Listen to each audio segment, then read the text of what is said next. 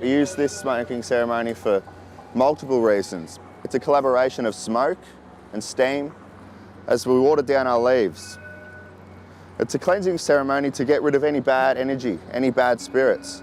It's going to take me maybe 30 seconds to get the smoking ceremony going. And as I do, I'd appreciate it if everyone can walk through the smoke and come through and just embrace it.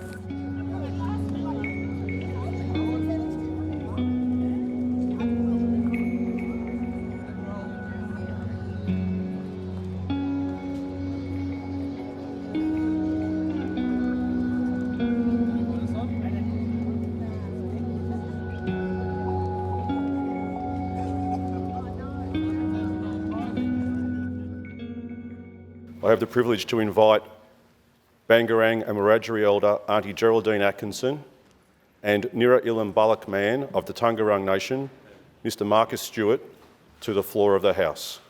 Galinya, Yahweh, Buddha, Nuwanda, Gakayakampu, Muma, Garajik, Bura, Wooden, Nuwanda, Yambina, Barapik.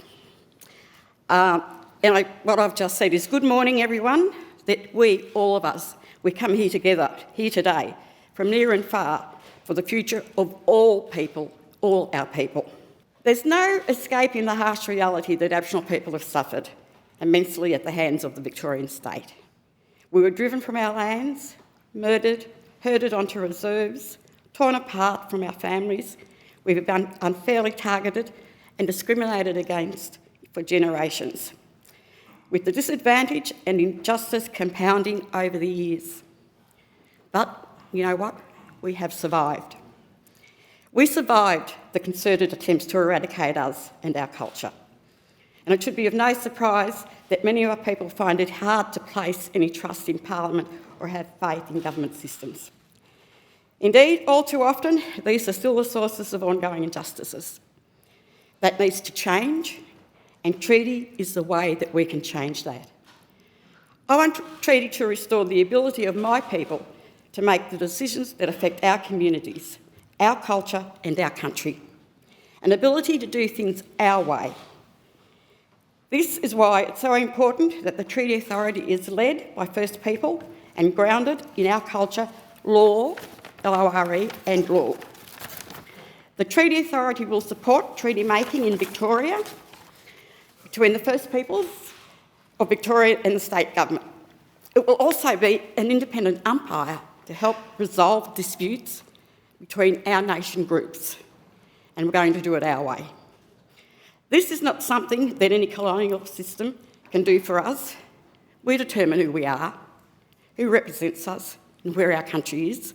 The Assembly is living proof that sovereignty was never ceded, a bold and positive act of self-determination. I also want to join in Auntie Jerry in thanking Auntie Jill Gallagher AO for her role in establishing the Assembly. Jill, thank you. It's a good example of the progress that can be made when First Peoples are put in the driver's seat, when solutions are crafted by First Peoples for First Peoples. So it makes complete sense that our law, Western law, and our cultural authority is at the heart of the architecture that will be put in place to get treaty done in this great state. I stand here in expectation that the entire Parliament will support the bill. Treaty is about listening to First Peoples. Well, we've spoken. This is what we're asking for. Without treaty, what is now called Victoria will remain in our people's hearts, in their minds, and in reality, the colony of Victoria. We're asking you to pass the bill and breathe life into this agreement.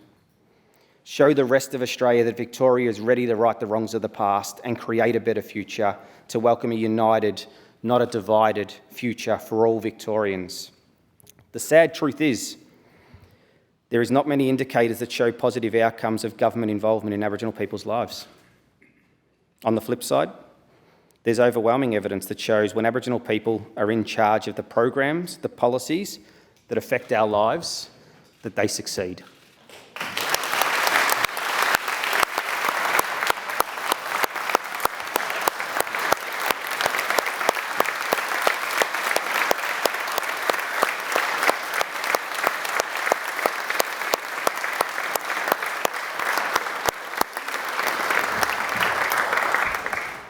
Members, we thank the members of the First Peoples Assembly for being with us today, and we thank the co-chairs, Aunty Jerry and co-chair Stewart, for his and her inspiring words. And I ask members to acknowledge the co-chairs as they withdraw from the chamber.